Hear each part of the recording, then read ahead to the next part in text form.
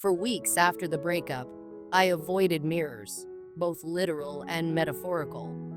I didn't want to see myself, to confront the part I played in everything falling apart. But eventually, I had to face the truth. I forced myself to look. And when I did, I saw someone who had lost control of their fears, their insecurities, and their ability to trust. It was a sobering realization. That's when I knew I needed help. I started therapy. The first session was brutal. Sitting in that chair, talking to a stranger about my flaws, about how it sabotaged my relationship, felt like ripping off a bandage.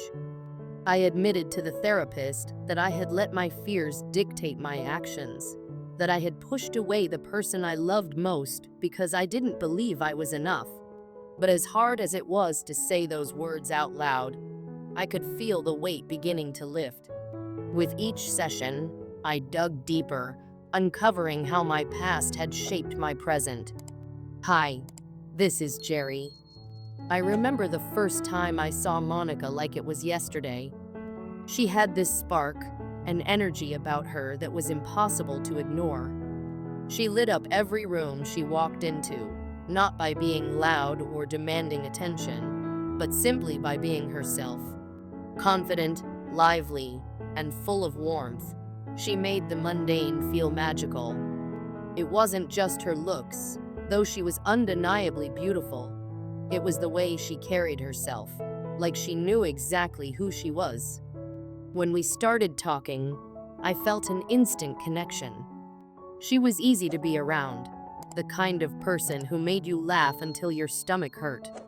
I found myself drawn to her in ways I couldn't explain. She had this way of making me open up, getting me to share things I'd never thought about before. The first few months were perfect.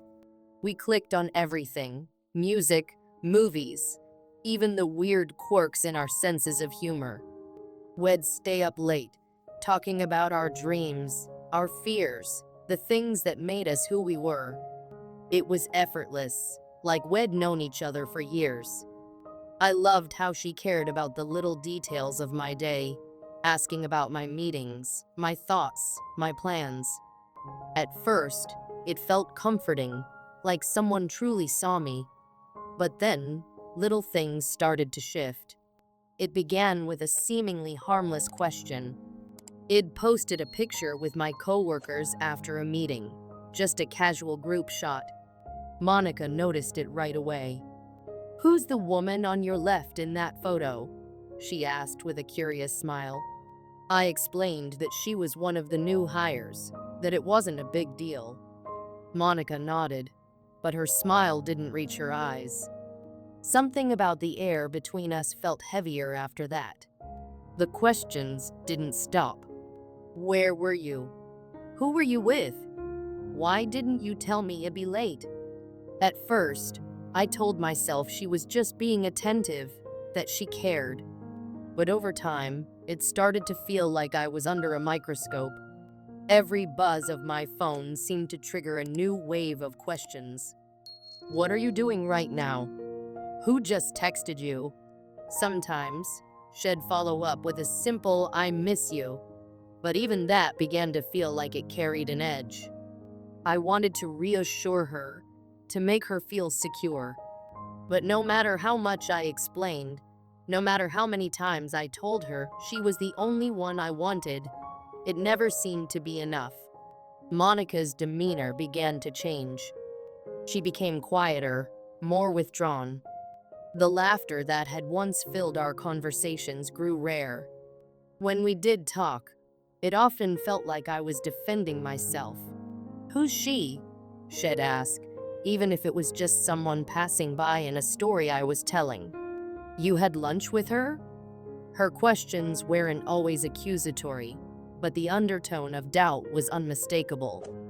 One night, we were sitting on the couch watching a movie when she suddenly asked, "If you were ever going to cheat on me, how would you do it?" She tried to laugh it off like it was a joke, but the look in her eyes told a different story. It wasn't a joke to her, it was fear. The turning point came on a Wednesday.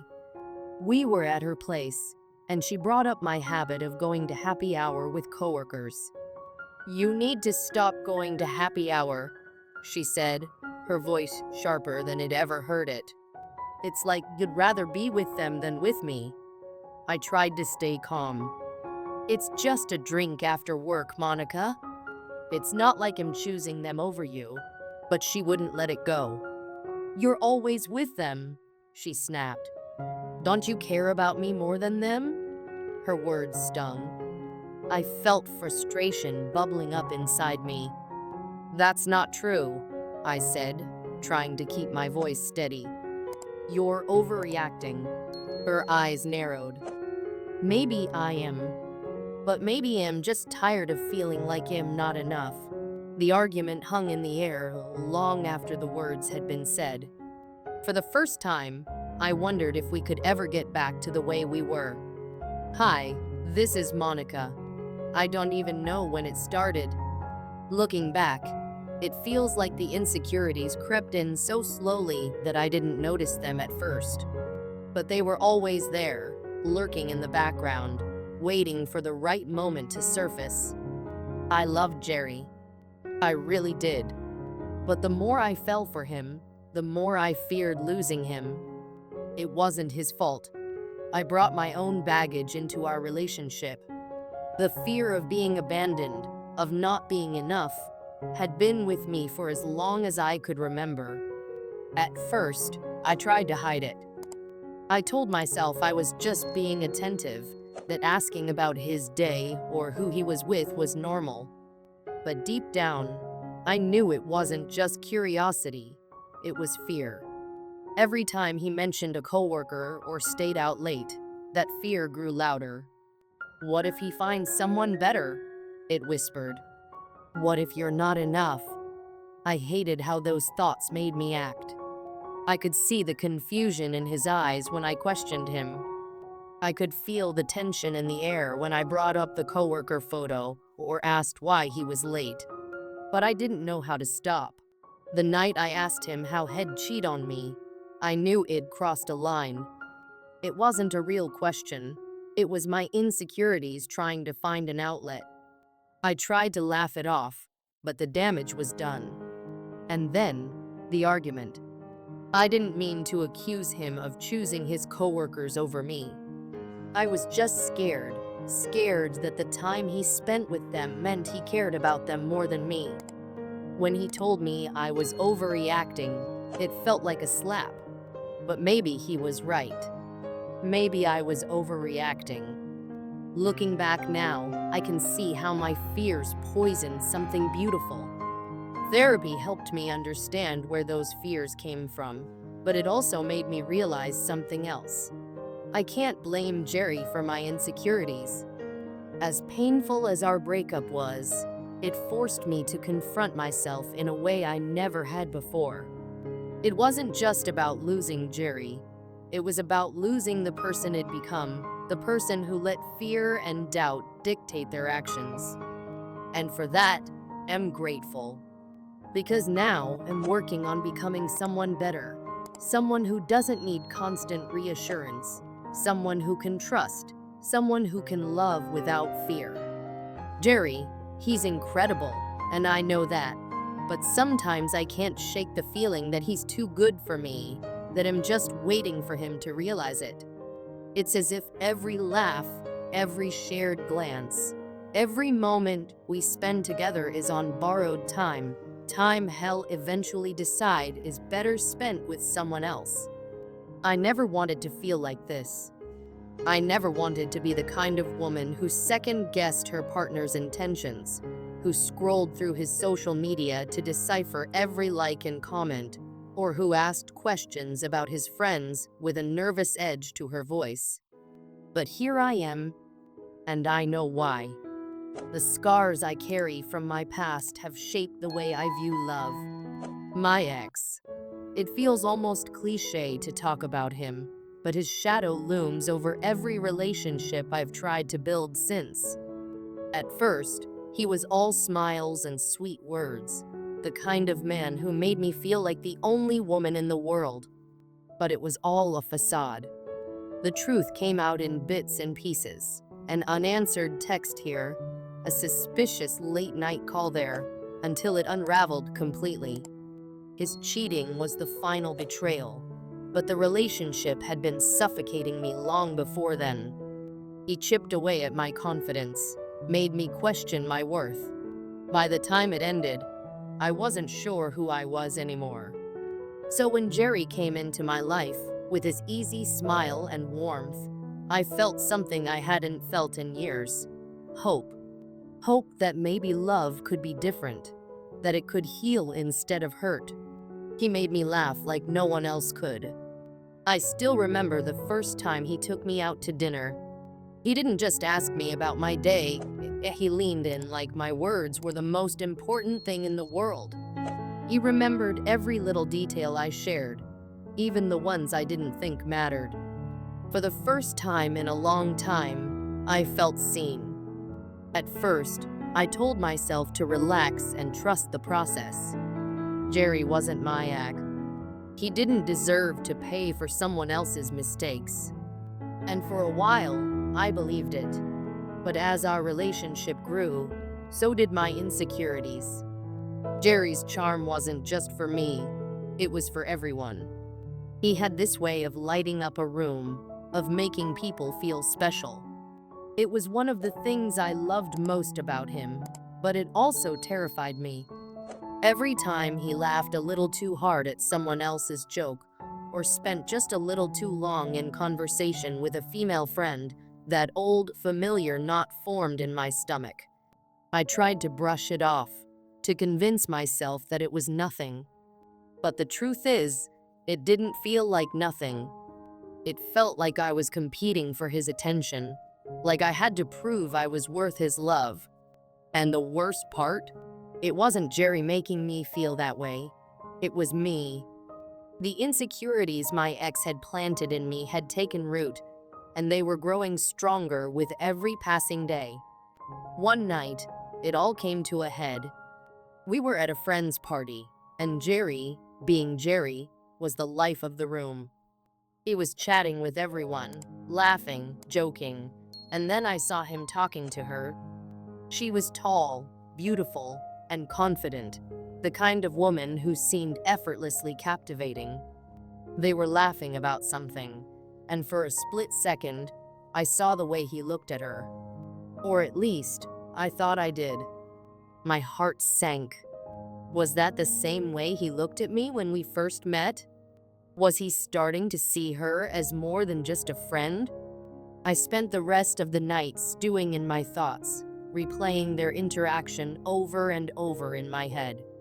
By the time we got home, I couldn't hold it in any longer. Why was she so funny?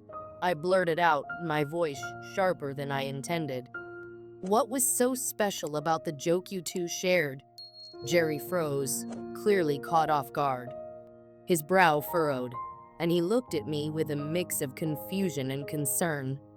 Monica, it was nothing, he said, his tone gentle but firm. It's just a joke, but it didn't feel like nothing to me. It felt like everything. His words, though well-meaning, felt like an excuse. Like he didn't understand how much it hurt to see him share a moment like that with someone else. It didn't look like nothing, I shot back, my voice trembling with a mix of anger and vulnerability. You don't see the way you look at people sometimes, Jerry. You make them feel like they're the only ones in the room. And that's a bad thing? He asked, his voice rising slightly. Monica, I'm just being myself. I'm not trying to make you feel insecure. But you do, I admitted, the words tumbling out before I could stop them. You do, Jerry. And it's not just you, it's me. It's my past, the things I've been through. I don't know how to turn it off, this fear that one day you'll wake up and realize I'm not enough. Jerry's expression softened, and he reached for my hand. Monica, you are enough. More than enough. I wish you could see yourself the way I see you."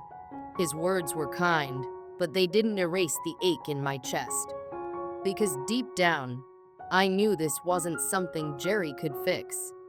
It was something I had to confront on my own. The days that followed were difficult. I wanted to trust Jerry completely, to let go of my fears and insecurities, but it wasn't easy.